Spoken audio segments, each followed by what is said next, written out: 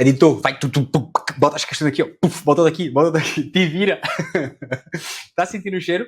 Não, não é cheiro de maconha, não. Bom, pessoal, meus amigos, a gente vai analisar uma decisão do STJ massa, né, que estabeleceu, de certo modo, alguns limites claros para a atuação policial. Foi a HC 97684, julgado pela 6ª turma do STJ, agora em setembro de 2025. Vou colocar o julgado aqui para você. E é um caso bem interessante, né, porque a gente tem até uma certa divergência. Eu acho que posso dizer no STJ, no STF, vou te mostrar algumas decisões. A gente tá falando sobre o caso, né, de Lindenberg dos Santos Silva, que vira um precedente obrigatório sobre os limites da busca domiciliar e expõe aqui um problema crônico também na atuação policial brasileira. E eu vi que esse caso, ele caiu já em 2 provas discursivas, né, de Ministério Público. Caiu na prova do Ministério Público, eu já mostrei aqui, né, do MP Santa Catarina, uma questão dissertativa, assim como caiu numa questão do MP MS 2024. Isso aqui também é muito bom para prova oral, para prova objetiva. Então vamos tentar trazer esse panorama aqui na jurisprudência do STJ. Também trouxe aqui uma jurisprudência bem recente do Supremo, do ministro Fux, foi uma decisão monocrática, mas de certo modo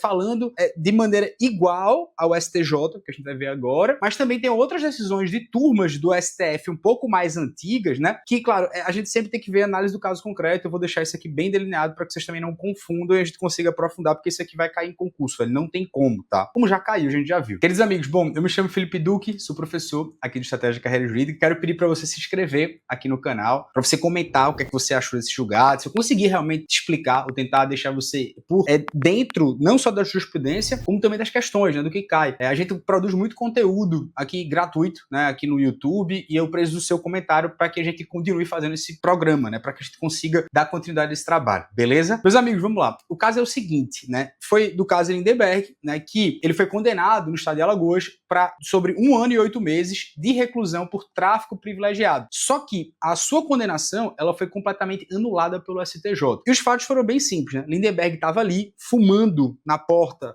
de sua casa no bairro de Ouricuri, né, uma zona rural de Alagoas, quando ele estava fumando maconha, né? Quando teve uma patrulha policial passa pelo lugar. O policial militar que estava em plantão, ele disse que sentiu um forte odor de maconha. Foi isso que ele falou, forte odor. E viu o suspeito fumando algo, mas não sabia o que era. Então, quando esse suspeito ele vê a viatura, Lindenberg ele se levanta e entra na sua casa. E aí os policiais foram no encalço do acusado e entraram no imóvel e alcançaram ele. Depois encontraram quase 1 quilo, né, de maconha, foi 965 gramas, diz a decisão do STJ, no seu quintal. E aí o TJ de Alagoas, ele validou integralmente essa ação policial, argumentando, olha, se não houve nenhum tipo de violação domiciliar, porque a entrada se deu em um contexto de tentativa de fuga do acusado. Parecia um caso encerrado, o STJ pensou diferente, cria um precedente que na prática muda talvez a prática policial do nosso país. Foi uma decisão unânime, né, relatada pelo desembargador convocado Otávio de Almeida Toledo do TJ São Paulo, e com apenas um voto divergente do ministro Og Fernandes. Ou seja, o que a gente está tratando aqui é sobre a inviolabilidade domiciliar, quando você pode fazer violação de domicílio, uma busca e apreensão domiciliar, vamos dizer assim. E para você compreender essa decisão do STJ, a gente primeiro precisa partir do fundamento constitucional. Lá no artigo 5º, inciso 11 da Constituição Federal, ele estabelece que a casa, ela é asilo inviolável do indivíduo. Ninguém nela podendo penetrar sem consentimento do morador, salvo em caso de flagrante delito ou desastre, ou para prestar socorro, ou durante o dia por determinação judicial. E aí o relator, né, o Otávio de Almeida Toledo, ele fez questão de contextualizar historicamente essa proteção. Ele citou no voto dele desde Conde Chatin, né, que era um político desde o século XVIII, que ele dizia, olha, o homem mais pobre, ele pode, em sua cabana, dentro da sua casa, desafiar todas as forças da coroa. Ele citou essa expressão. Até também a jurisprudência contemporânea dos tribunais superiores. E ele fala, olha, essa proteção da casa, ela não é um mero capricho legal. Ela representa um dos principais pilares do Estado Democrático de Direito. Então é uma proteção à privacidade, da intimidade e também da dignidade humana contra um arbítrio estatal. E o Supremo Tribunal Federal, no próprio tema 280, ele estabeleceu um estándar definitivo. Ele falou, olha, se você vai fazer uma entrada forçada num domicílio sem mandado judicial, você tem que comprovar quais são as suas fundadas razões que justificam esse flagrante delito. E isso tem que ser devidamente evidenciado por um contexto fático anterior e não justificado a posteriori. Então é importante compreender, não basta você alegar posteriormente de que você encontrou algo ilícito. As fundadas razões, elas devem existir antes da entrada, baseada em indícios concretos e objetivos, mas não em meras suspeitas subjetivas ou intuições policiais. É talvez tudo isso que a jurisprudência ela oscila, né? Sobre o que é subjetivo, o que de fato é algo concreto. E veja, essa é a grande diferença entre o que é fundada suspeita e o que é mera suspeita. E esse ponto central, ele faz com que a gente interprete a decisão do STJ.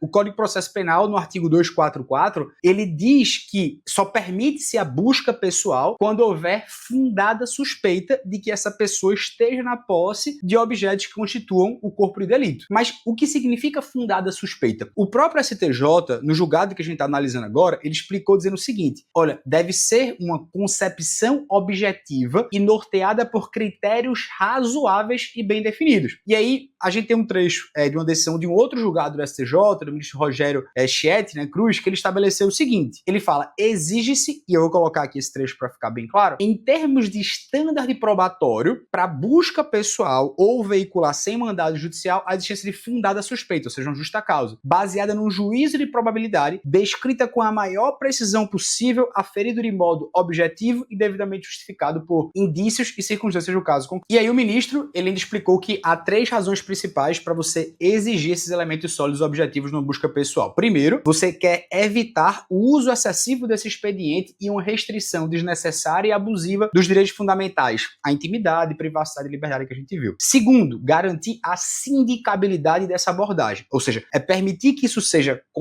contrastado, que isso seja questionado pelas partes, inclusive pelo Poder Judiciário. E terceiro, evitar a repetição de práticas que, no fundo, reproduzem um certo preconceito estrutural que é arraigado pela sociedade, quando a gente tem um certo perfilamento racial em busca das pessoas pela cor da pele, por exemplo. E aplicando isso à busca domiciliar, em resumo, se para uma simples busca pessoal na rua já se exige esse rigor, imagine para você invadir a casa de alguém, que é um asilo inviolável pela própria Constituição, então a proteção deve ser maior. Tá, então professor, de maneira bem direta, o que foi que o STJ decidiu? Nesse caso, Lindenberg, ele falou, a busca domiciliar, ela deveria estar amparada pelo consentimento do morador, porque a simples suspeita de que esse investigado está fumando maconha não autoriza a violação da residência para a investigação desse crime de tráfico de drogas. Então, o ministro foi didático ao explicar que consumo e tráfico são crimes distintos. Ver alguém usando droga não autoriza a busca por tráfico, assim como ver alguém bebendo não autoriza procurar uma destilaria clandestina na casa do cara. E essa diferenciação seria fundamental para a prática jurídica. A mera visualização de consumo de substância entorpecente, mesmo que gere fundada suspeita para abordar a pessoa na rua, ou seja, uma busca pessoal, não cria automaticamente a fundada suspeita de que no interior da residência desse cara esteja ocorrendo o crime de tráfico. E aí, em síntese, o que o STJ disse? Primeira tese, nesse HC. A entrada forçada num domicílio sem mandado judicial exige fundadas razões que sejam devidamente justificadas a posteriori. Significa que não basta encontrar algo ilícito depois que entra, e sim dizer quais foram as razões que devem existir para você entrar antes disso. Segunda tese, a simples suspeita de uso de entorpecente não autoriza a violação do domicílio para a investigação do tráfico de drogas. E essa tese separa claramente os crimes de uso e o crime de tráfico, impedindo que seja usada como pretexto para investigar o outro crime. E a terceira tese é, olha, a ausência de consentimento desse morador e de um mandado judicial torna essa busca domiciliar irregular e também todas essas provas que foram obtidas ilicitamente, que é o que a gente aplica aqui na prática a teoria dos frutos da árvore envenenada. Porque qual foi a consequência nesse caso? Os 975 gramas, quase 1 quilo, que foram encontrados, eles viraram nada, sem valor jurídico, porque esse Lindenberg ele foi absolvido com base no artigo 386, inciso 2 do Código de Processo Penal, ou seja, uma ausência de prova, uma ausência de materialidade. Por isso que ele foi absolvido. Ficar fácil, eu vou colocar aqui uma tabela de julgados do STJ, o que é que não autoriza invasão domiciliar. Então você vai vendo aqui, ó, denúncia anônima isolada, cheiro de maconha no corpo, veja,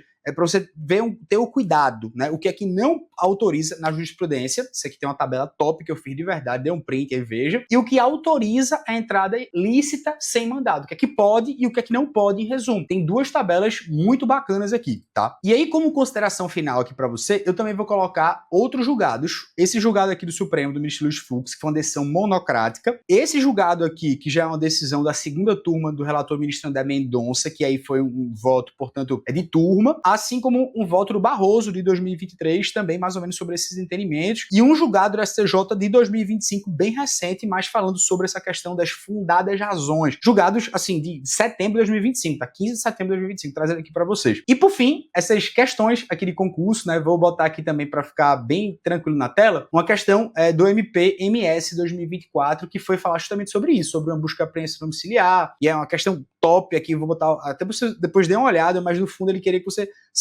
visse esse flagrante delito, deve ser absolvido ou não. Até era um caso envolvendo guarda municipal, né, fazendo abordagem, julgado bem importante aqui para vocês, assim nessa questão do MP Santa Catarina, que trouxe aqui um caso bem grande, bem incrível assim, que era para você dizer que a busca, né, esse flagrante, ele foi ilegal, para você relaxar o flagrante, você como promotor de justiça. Então perceba que esses duas questões discussíveis, esse tema é muito importante, espero que você tenha aprendido, e aí qualquer coisa, manda aqui um alô que eu vou ver os comentários. Grande abraço, fica com Deus.